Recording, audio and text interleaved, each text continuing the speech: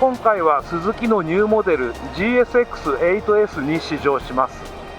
このモデルは少し前に試乗レビューをお届けした V-Strom 800DE とフレームエンジンの組み合わせ、つまりプラットフォームを共有している兄弟車と言えるわけですが、こちらは生粋のオンロードモデルとなっており、注目しているという方も多いのではないでしょうか。今日の試乗コースですが、いつも通り峠道を走ってこのモデルのハンドリングやエンジンのキャラクターなど基本的な乗り味を確認し、帰りの高速道路ではこのモデルのライディングポジションや高速巡航性能、そして一般道よりもエンジンが回せると思うので、そういった時のフィーリング、そして装備品など、さらにはこのモデルの良かった点、ちょっと気になった点などのまとめをコメントしていきたいと思います。ですので前編の峠道、後編の高速道路と2本の動画を見ていただくことで、このモデルについておおむね理解してもらえると思うので、前編後編通しで見ていただければと思います。それでは今回試乗したスズキ GSX-8S の外観、スペック、装備などをざっと確認していきましょう。全長は 1115mm、全幅は 775mm、全高は 1105mm、ホイールベースは 1465mm、最低地上高は 145mm、シート高は 810mm、装備重量は 202kg となっています。タイヤサイズはフロントが 1207017 インチ、リアが 1805517 インチ、エンジンは水冷4ストローク4バルブ DOHC 並列2気筒で、総排気量は 775cc、ボアストロークは 84mm×70mm で圧縮比は 12.8、 最高出力は80馬力8500回転、最大トルクは76ニュートンメーター6800回転となっています。クランクの位相は270度で、そのクランクシャフトに対して等距離かつ90度に配置された2つのバランサーにより、エンジンの振動を効果的にキャンセルすることに成功しています。またスロットルは電子制御式となっています。排気系のレイアウト、外観はご覧の通りです。メインフレームは V-Strom 800DE とほぼ共通で、エンジンを車体の強度メンバーとして利用するダイヤモンドタイプ。そのメインフレームにシートレールはボルトオンされています。フロントサスペンションは KYB 製倒立タイプのテレスコピックフロントフォークで、ストローク量は 130mm、リアサスペンションはリンク式で、こちらも KYB 製のショックアブソーバーとスイングアームの組み合わせとなっており、プリロードの調節が可能です。フロントは日清製4ピストンラジアルマウントキャリパーを採用したダブルディスクブレーキ、リアも同じく日清製の片押しタイプワンポットキャリパーを採用したシングルディスクブレーキとなっています。運転席からの眺めはご覧の通りです。メーターパネルは TFT のカラー液晶を採用しており、左手側のスイッチでトラクションコントロールやスズキドライブモードセレクターの設定などが可能です。左右のスイッチボックスはスズキらしくシンプルなもので操作性に優れています。角度調節のアジャスターダイヤルはブレーキレバー側のみで、クラッチレバー側は省略されています。燃料タンクの外観はご覧の通りで、容量は14リットルです。シートは前後分割式のスポーティーなものを採用しており、タンデムシートの下にはスペースがほとんど残されていません。ただし ETC 車載機ぐらいは積めそうだという印象でした。このモデルにはアップダウン両対応のクイックシフターが標準装備となっており、左右のステップ周りも比較的高品質だと感じました。透過器類はウインカーを除き全て LED となっています。それではいつもの峠道を走ってみます。今私は最も元気のいい A モード、鈴木ドライブモードセレクターは A モードを選択していて、ギアは4速、今50キロに満たない速度でゆったりと流しているんですが、いつも通りここからトップギアに上げて、このエンジンの負荷の高い領域での粘りを確認してみたいと思います。はい、今6速トップギアにあえてシフトアップしたのですが、素晴らしいですね。今45キロぐらい、トップギアで走るには明らかに意地悪すぎる速度域なんですが、それでも音からも多分わかると思いますが、そんなにギクシャクしてないんですよね。かなりエンジンは粘り強い、負荷の高い領域でも力強い、トルクフルといった印象です。でこのまま6速トップギアのまま、今もう43キロぐらいですが、ここからスロットルを上げていくとスーッと加速していくという感じ。これは鈴木の V ストローム 800DE の時もコメントしましたが、この辺りは本当に優秀なエンジンだなと思います。こういう時っていうのはエンジンがパスッと止まってしまいそうな不安というか不快な振動が伝わってくるものですが、これはエンジンというかエンジンの制御の問題かもしれませんが、そういった不快な振動などもうまく抑え込まれていて、こういったあたりもね、このエンジンは本当によくできているなと思います。でここからもうスロットルを開けて、もう50キロぐらいに到達すればエンジンはもうスムーズに回り始めるといった感じ、ですので低回転域、負荷の高い領域の低回転域も十分使えるエンジンということが言えるのではないかと思います。ではちょっとシフトダウンします。はい、今鈴木ドライブモードセレクター A のままですけれども、4速までシフトダウンしました。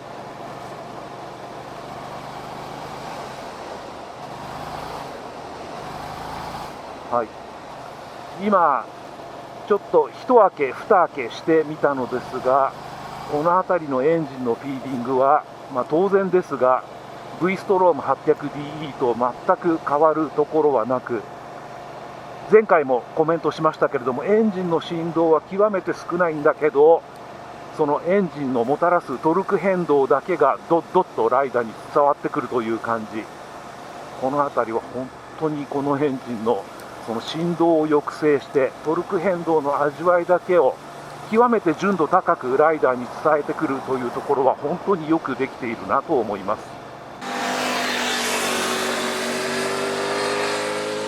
ここから本格的な上り坂が始まるので、さらにシフトダウンします。このモデルはアップダウン両対応のクイックシフターが標準装備となっているので、一切クラッチレバーに指をかけることなく気軽にシフト操作ができるので本当に楽ですね。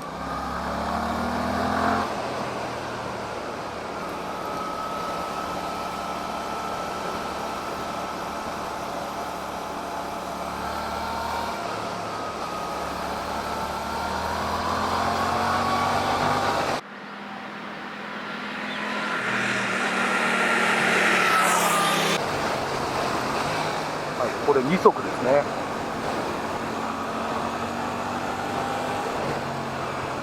このエンジンはスロットル回路が一定でもエンジンがギューンと伸び始めるポイントがあって、それが本当に気持ちいいんですよね。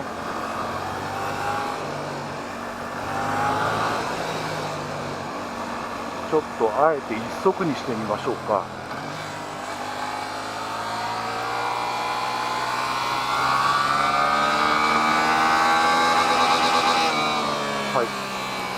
メーターに目を落としてなかったらレブリミッターに到達してしまいましたが、そこまで回しているという意識も実は全然なかったんですよね。それなぜなのかというと、エンジンの振動が本当に抑制されているので、ライダーとしてはそこまで回しているという意識が希薄なんですよね。音は V ストローム 800DE と違ってより軽快なオンロードモデルらしい音になっていて、この辺りもメリハリが効いていて好感が持てるポイントです。はい、ちょっと回しすぎなので今3速までシフトアップしてきました。スロットルを閉じて開けてという操作がこういった峠道では増えてくると思いますが、このエンジンは例えば今3500回転ですが、ここからこう一開けするとギューンと伸びる。そして今度シフトアップして今3000回転至ってないですね、2500回転ぐらい、この状態からもこうスロットル開けるとまたギューンと伸び始める。つまりこのエンジンというのはどこまでこの傾向が続くのか分かりませんけれども、かなり広い領域でこうスロットルをパカッとこう開けるとギューンと伸び始めるポイントが、全ての回転域で伴っているというか、どこで開けてもそういった感じになるので、それがこのエンジンの気持ちいいポイントでもあるかなと思います。はい、これ4速、4速でも同様ですね。今3500回転からのこうワイドオープン、そうするとギューンと伸び始める、そんな感じですね。またこれぐらいの峠道だと4速3速あたりで走るのが気持ちいいわけですが、これも V ストローム 800D と同様でこうドッドッというそのエンジンのトルク変動、いかにも270度クランクらしいドロドロドロっとしたトルク変動がそのタイヤを路面に食いつかせる作用があるので、走っていても、そしてワイドオープンした時でも不安感が全くない。これがこのモデルのとても良い部分だと思います。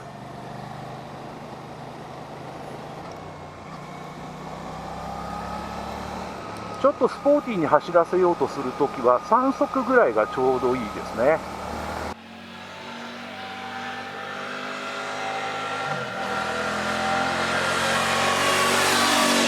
ただあえて言うのであれば、振動の伝わり方、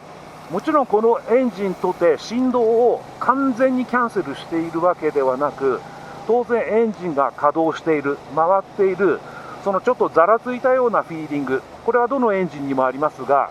そういった部分は伝わってくるのですが、そういった振動的なものがそれ以上増えない、常に振動は一定レベルに抑えられているというのがこのエンジンのとても良いところで、それゆえですね、V ストローム 800D の時もコメントしましたが、走っているとそのエンジンのトルク変動だけが極めてノイズが少なく純度高くライダーに伝わってくるので、後輪の様子が本当に分かりやすい、この感覚はちょっと新しいなと思います。このエンジンに匹敵するエンジンとなると、そうですね、ヤマハの270度クランクを搭載した MT-07 に搭載しているエンジンもこのようなフィーリングだったのですが、ちょっと私もあのエンジンに触れたのは少し前の話なので、あのエンジンがここまで振動が少なかったかどうなのか、ちょっと記憶が定かではないのですが、いずれにしてもですね、エンジンの肌触りはとても良い、ひいては高級感がある回り方であるということはお伝えしておきたいと思います。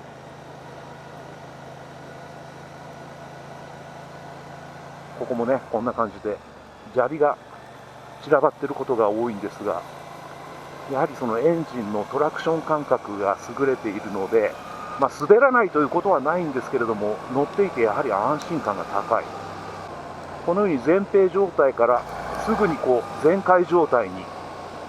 移行できる、全く握り返すことなく全開状態にできるというのも、やはり電子制御スロットルの恩恵かなと思っていて、そのあたりはMT-07 を凌駕しているポイントではないかと思います。また排気量がちょっと多い分、MT-07 のエンジンと比べるとやはりこちらのエンジンの方が少し余裕を感じるかなという印象です。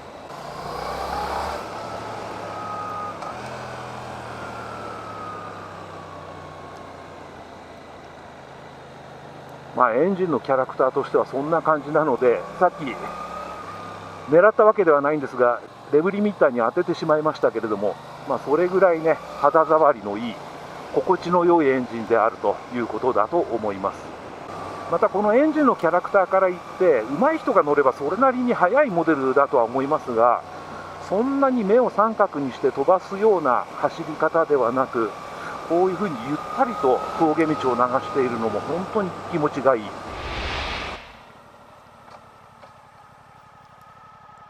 それでは U ターンしてみたいと思います。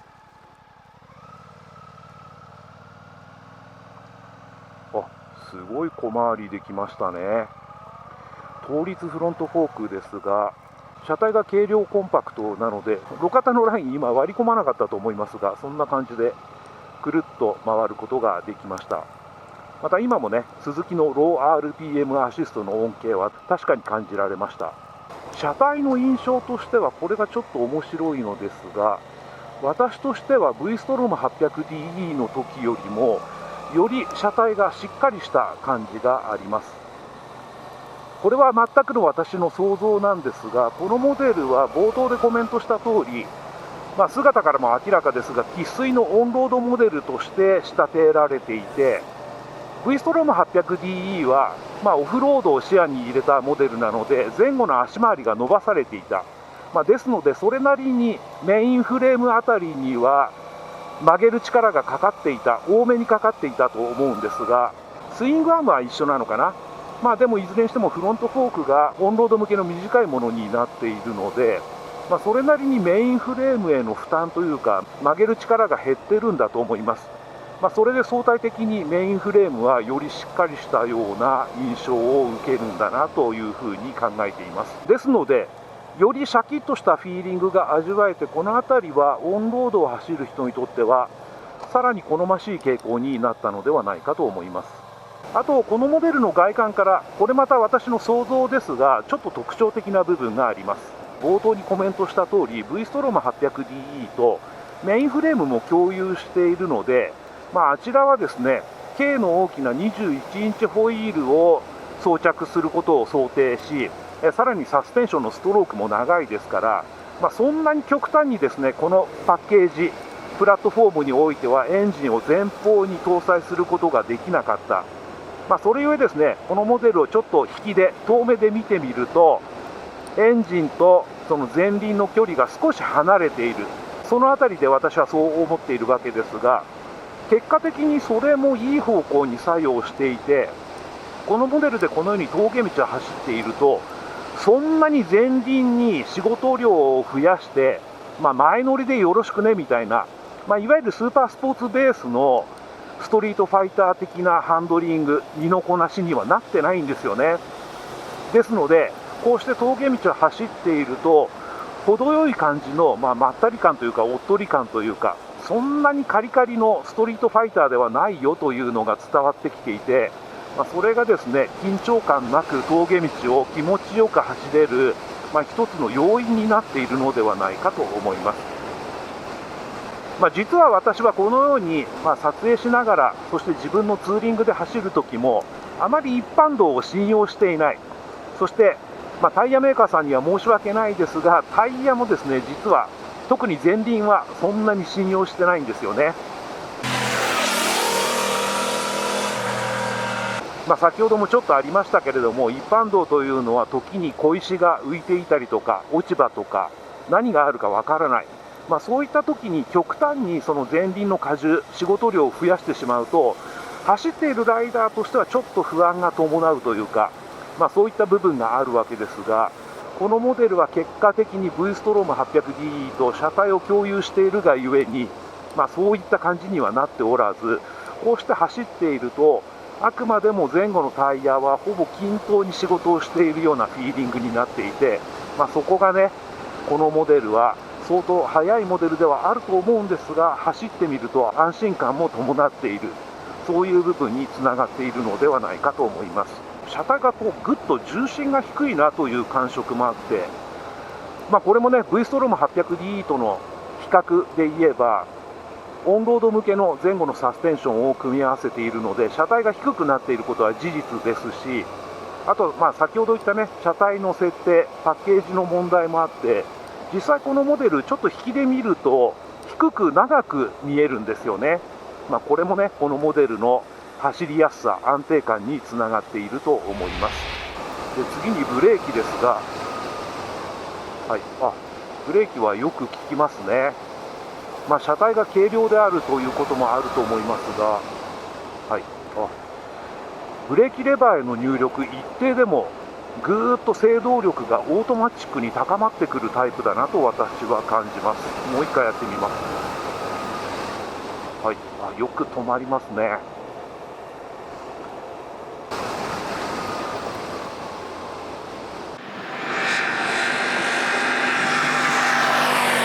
どちらかというと私がイメージしていたそれよりもちょっと手前でぐーっと減速してしまうという感じですが、慣れればね、このブレーキは軽く扱えてよく止まるということで使いやすいのではないかと思います。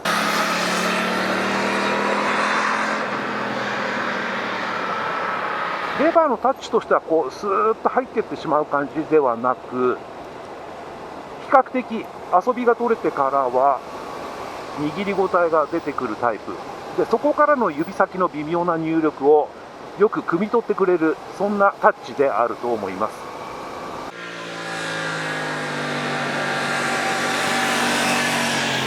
リアブレーキはどうでしょうか。はい、今リアブレーキ引きずってるんですが、リアブレーキの制動力は少し穏やかというか、どちらかというとこのフィーリングというのはリアブレーキを使って止まるというよりは、リアブレーキはリアホイールの回転を制御するためのブレーキといった印象です。先ほど走りやすいと言いましたけれども、そうは言ってもスポーティーなオンロードモデルなので、私は前後のブレーキのバランスとしてはこれで良いと思います。今ちょっと引きずっているんですが、引きずっている時のフィーリングも悪くないですね。リアブレーキのその制動力の立ち上がり、ホイールを止めるその力ももうちょっと穏やかでもいいぐらいですね。あと前後の足回り、私は調整機構としてはリアのプリロードのみという足回りとしてはちょうどいいところに収まっているのではないかと思います。前後のサスペンションは程よくダンパーによって締め上げられているといった感じで、それほどスポスポ動くわけではないですけれども、乗り心地も悪くないですし、これであればね、多くのライダーに適合するのではないかと思います。あとコメントし忘れていましたが、鈴木ドライブモードセレクター、ずっと一番元気のいい A モードで走っていたのですが、1段落として B。はい、もう1回 A。結構違いますね。